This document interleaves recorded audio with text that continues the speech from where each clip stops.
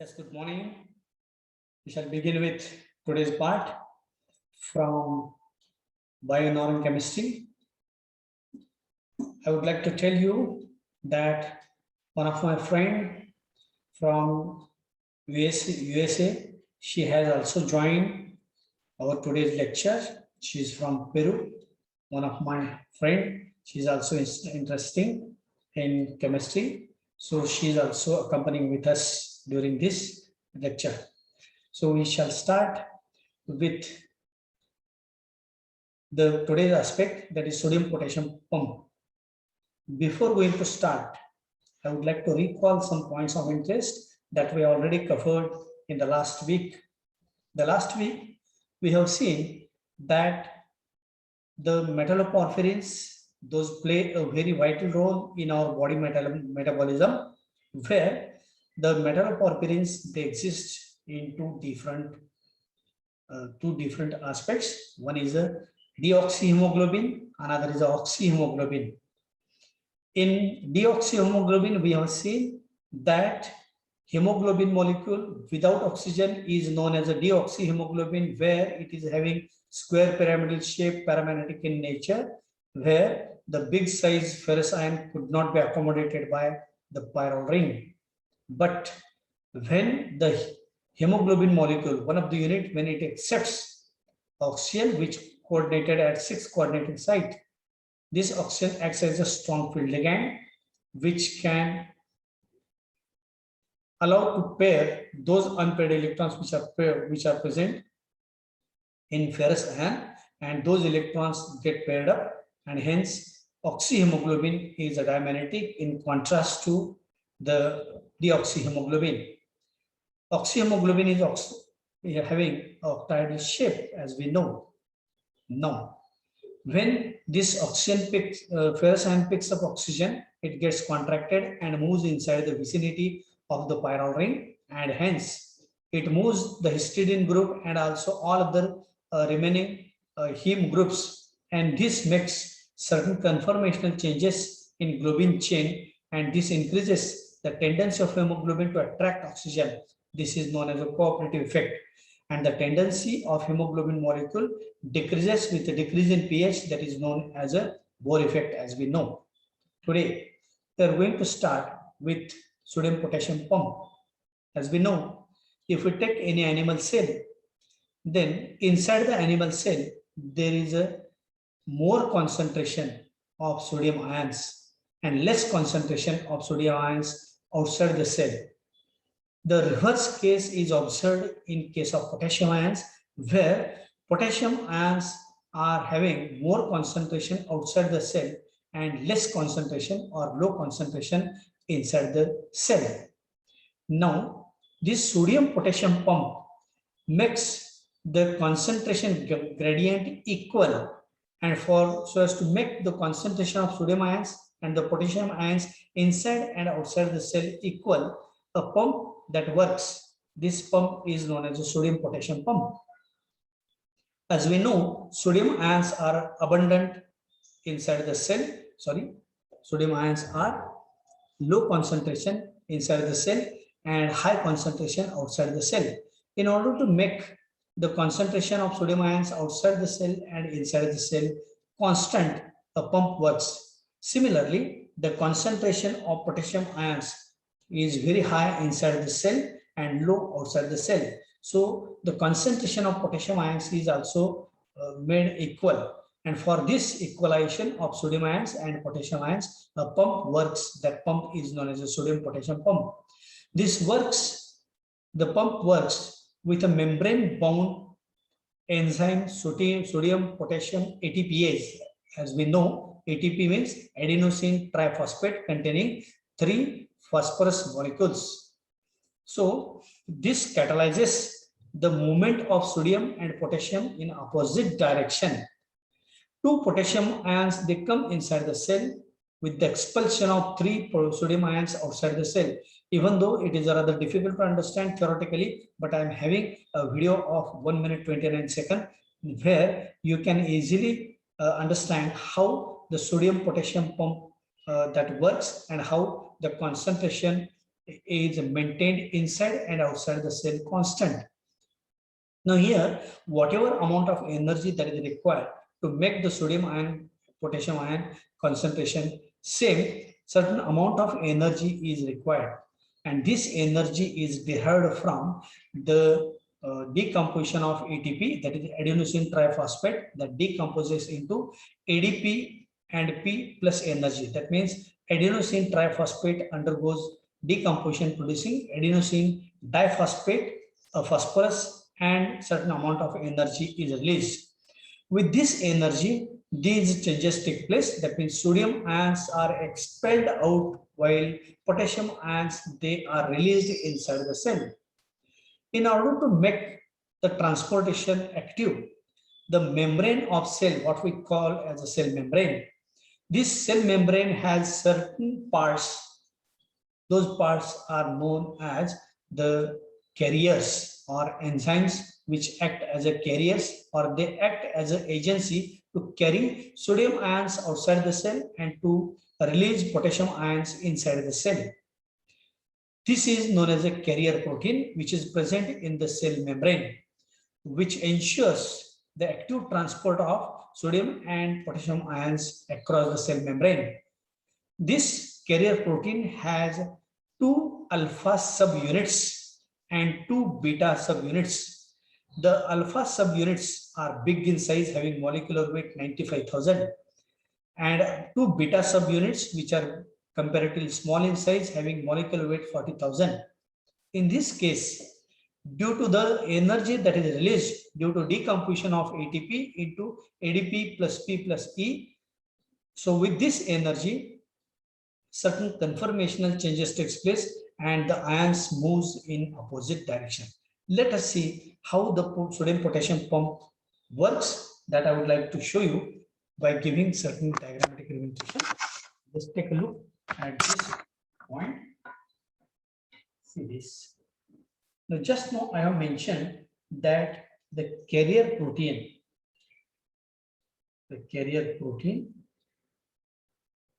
is having 2 alpha subunits and having molecular weight 95,000 and 2 beta subunits having molecular weight 40,000. In a simpler form, say for example, if at all this is an animal cell having high concentration of potassium ions and low concentration of sodium ions. This is an inside part of cell. Remember this. So inside the cell, there is a low concentration of sodium ion and high concentration of potassium ions. While this is a outside part of the cell, which we call as an exterior cell.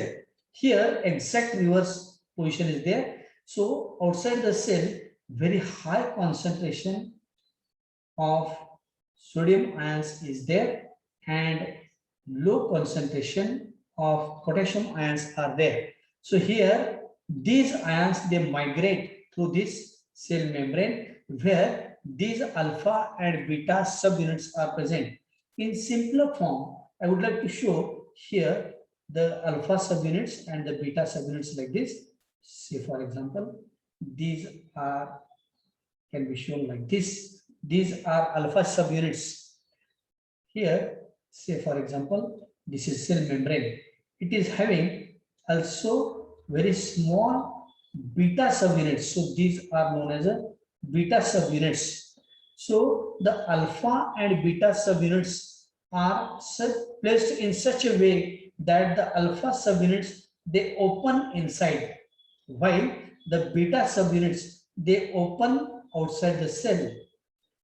So here, when the alpha subunits open inside the cell, the sodium ions and potassium ions, they get exchanged reversibly, and hence the process of exchange of sodium and potassium ions take place. Here, as we know that a low concentration of sodium ions is there. So here, because the sodium ions, they have to move from inside cell to outside cell. So they have to work against their concentration gradient.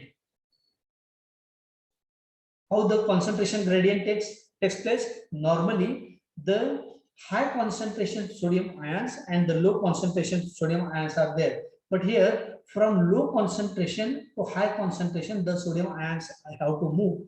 Similarly, from low concentration of potassium ions, these ions has to move inside the cell. So they have to move against their concentration gradient. So against their force, they have to move. Now, I would like to give you certain point-wise description how the process takes place, and after this, I will show you the video that will ensure you for the better understanding of this sodium potassium pump. Now, what will happen? The first step is that 3 sodium ions from carrier, they get bind with the carrier protein. So CP stands for a carrier protein. So 3 sodium ions from inside the cell, they bind with the carrier protein. Then second point, that the whatever energy that is required, that is derived from the decomposition of ATP, and this ATP decomposes into ADP, P, and certain amount of energy is released. So this we can write as like this: adenosine diphosphate, 2 phosphorus atoms are there. Here, this phosphorus is also attached to this inside wall of the carrier protein. This is known as a phosphorylation. Now, when this 2 steps takes place, first step is a 3 sodium ions from inside cell, they bind with the inner wall of carrier protein. ATP also binds with the inner side of the carrier protein that decomposes into ADP plus P, and certain amount of energy is released.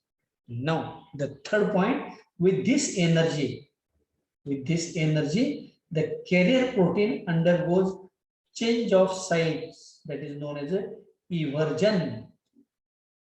With this energy, the carrier protein undergoes change of sites, that means which brings outside part of this alpha subunits inside, and inside part outside. Just like perhaps you might have seen the revolving doors which are present in gardens.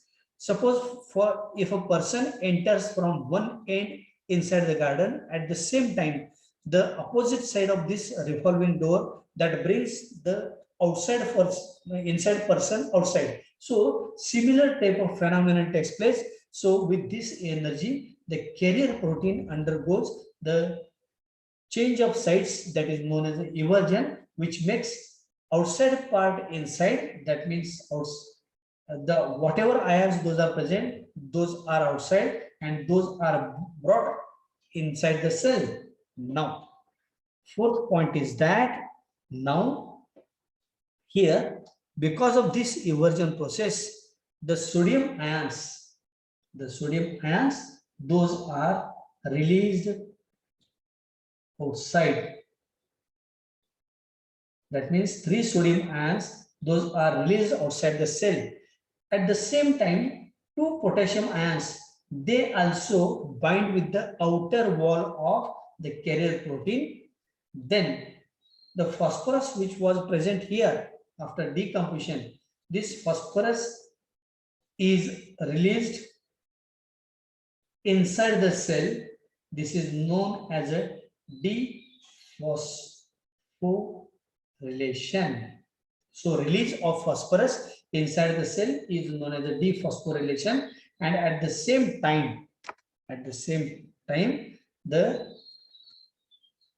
2 potassium ions which bind to the outer wall of the carrier protein, they are released inside the cell. So in brief, the sodium potassium ATPase, when a word that ends with ASE, it is definitely an enzyme, as we know. So here you should remember three sodium ions are released outside the cell and 2 potassium ions inside the cell. So you should remember this table form. 3 sodium ions are released outside the cell and 2 potassium ions, they come inside the cell. Now let us take a look at the video that will enable you for the better understanding of this entire process. Just take a look at this video.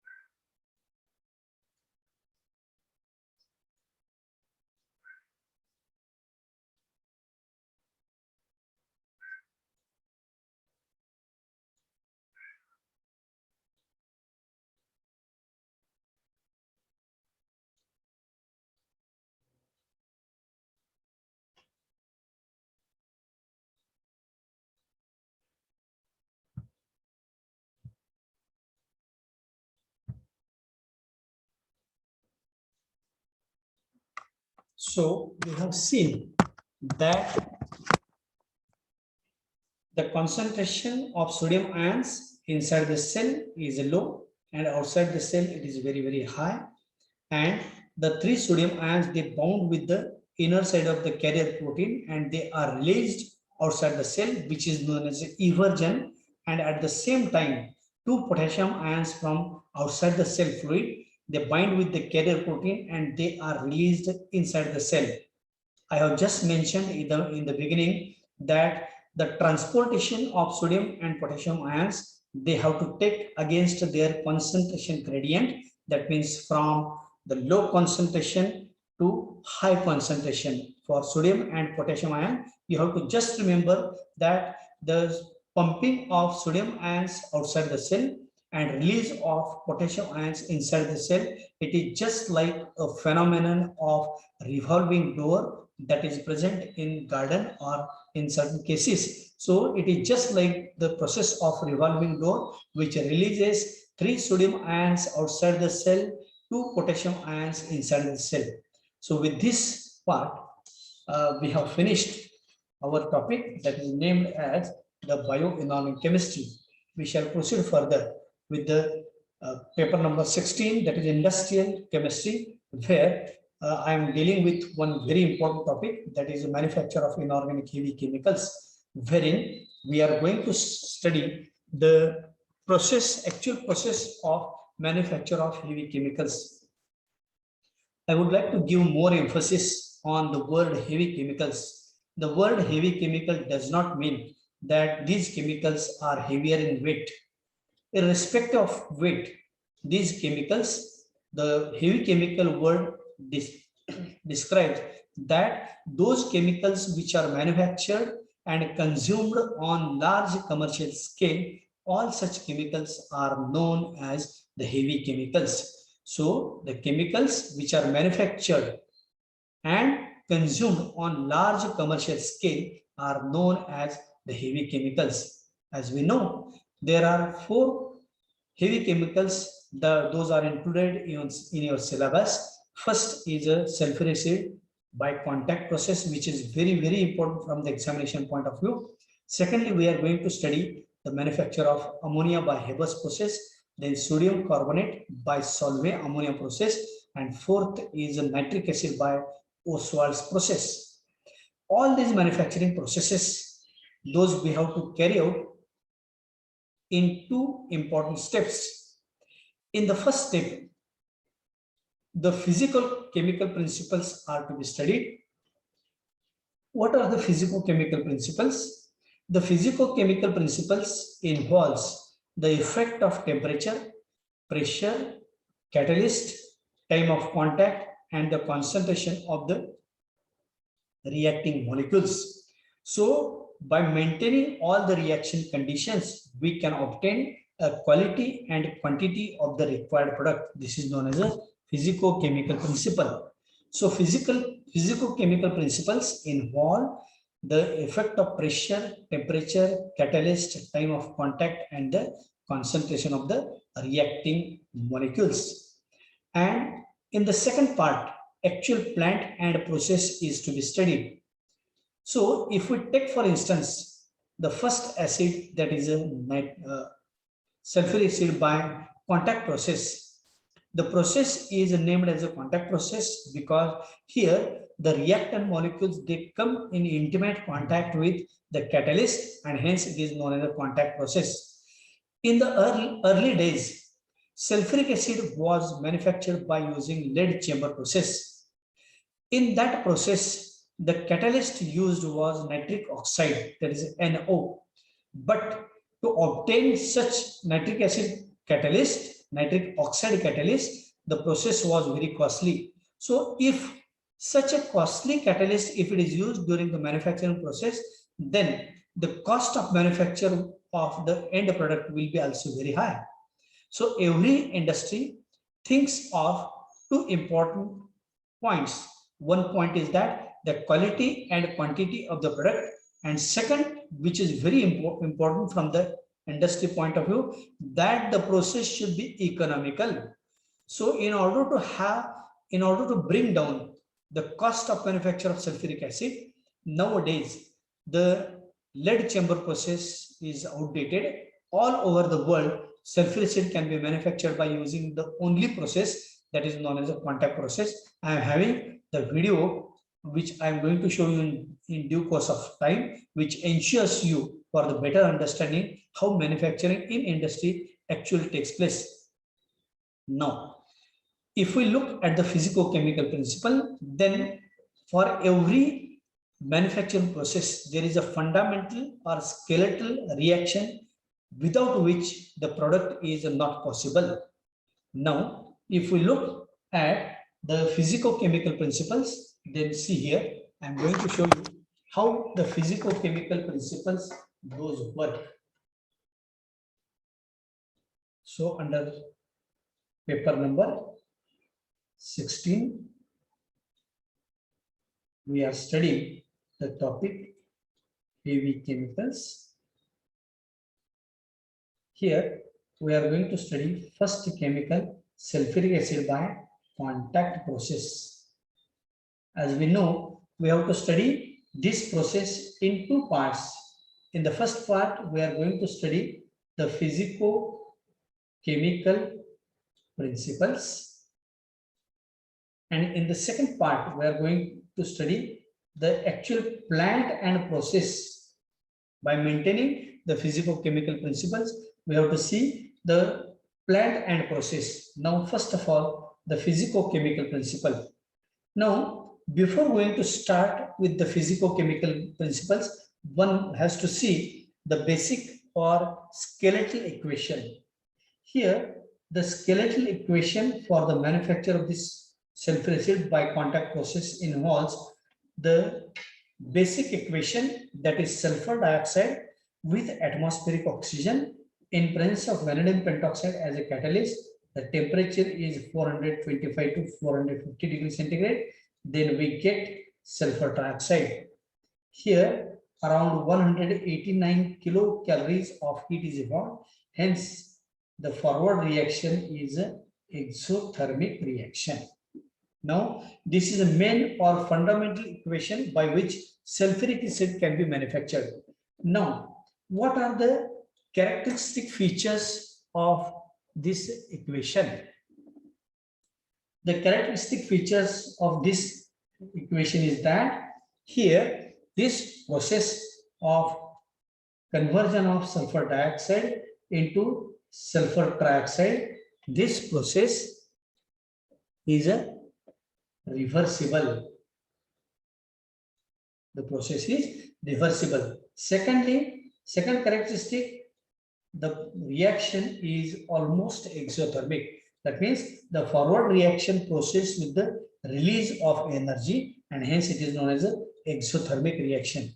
So if we take a closer look of these two characteristics, then these characteristics, they enable us for the further study of physicochemical principles. So sulfur dioxide in presence of atmospheric oxygen, in presence of vanadium pentoxide as a catalyst. Previously, platinum was used as a catalyst when the reaction was involved. But nowadays, platinum is not used, only vanadium pentoxide is used as a positive catalyst, and the temperature is about 425 to 450 degrees centigrade. Sulfur dioxide is catalytically oxidized into sulfur trioxide. Now, the first physicochemical principle is what is the effect of pressure, or what pressure should be applied during the course of this process. Now consider this reaction, twice SO2 plus O2 in presence of a catalyst vanadium pentoxide, it gives twice SO3. So sulfur dioxide is converted into sulfur trioxide. Now consider the volumes on LHS. 2 volumes of sulfur dioxide are there and 1 volume of oxygen is there. So total number of volumes on LHS are 3, which are converted into 2 volumes of the product. So 3 volumes of the reactants are converted into 2 volumes of the products. So there is a decrease in the products. That means 3 volumes are converted into 2 volumes of the product. Now, according to Le Chatelier's principle,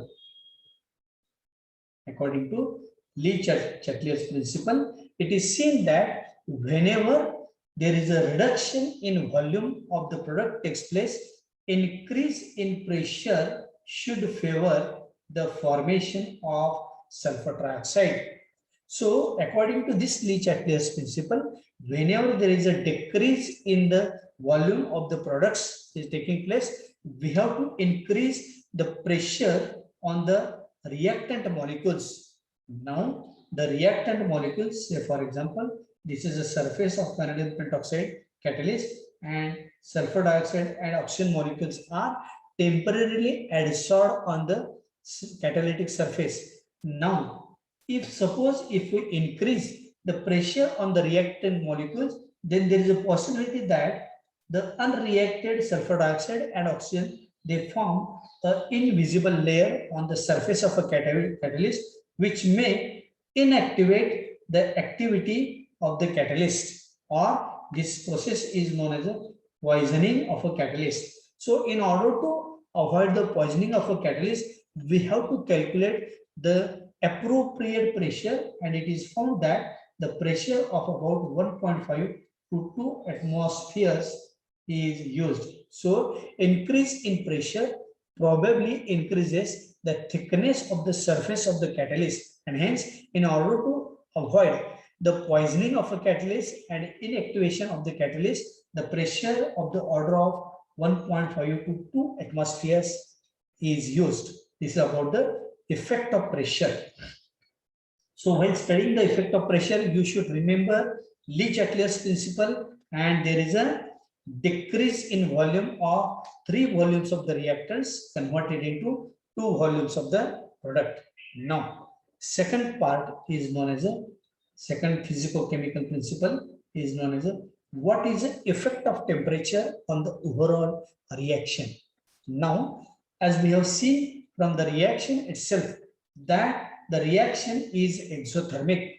So if we increase, as the process is in exothermic, if we increase the pressure, if we increase the temperature, then the reaction is not found fruitful.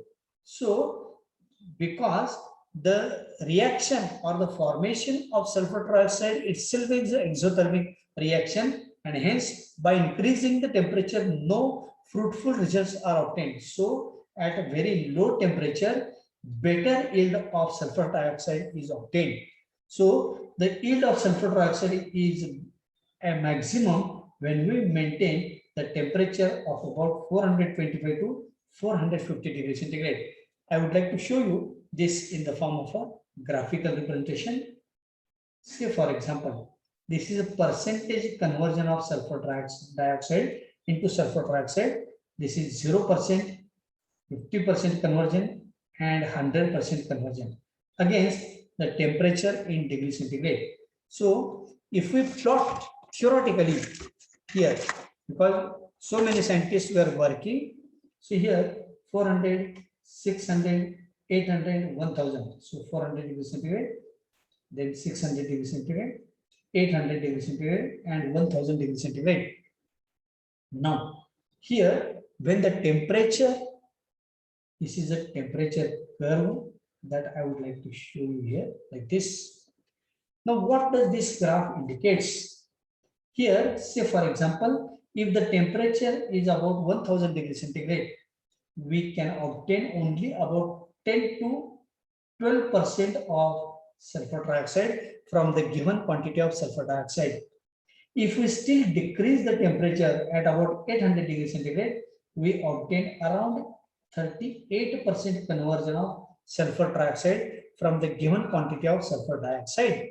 Now, if we still decrease the temperature for about 600 degrees centigrade, it is about 48% conversion of sulfur dioxide takes place. And here we have obtained at this point around that the percentage conversion is about 98% conversion of sulfur dioxide takes place. So this temperature range is about 420 to 450 degrees centigrade.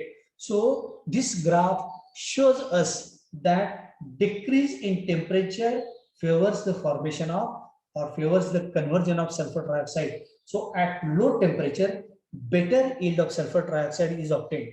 Thus, from the graph, it is seen that the conversion of sulfur dioxide into sulfur trioxide decreases with increase in temperature. But if we decrease the temperature, increase in percentage of sulfur trioxide takes place. So this is the graph that shows the temperature range, that is 425 to 450 degrees centigrade, which is known as a optimum temperature range. What is the optimum temperature range?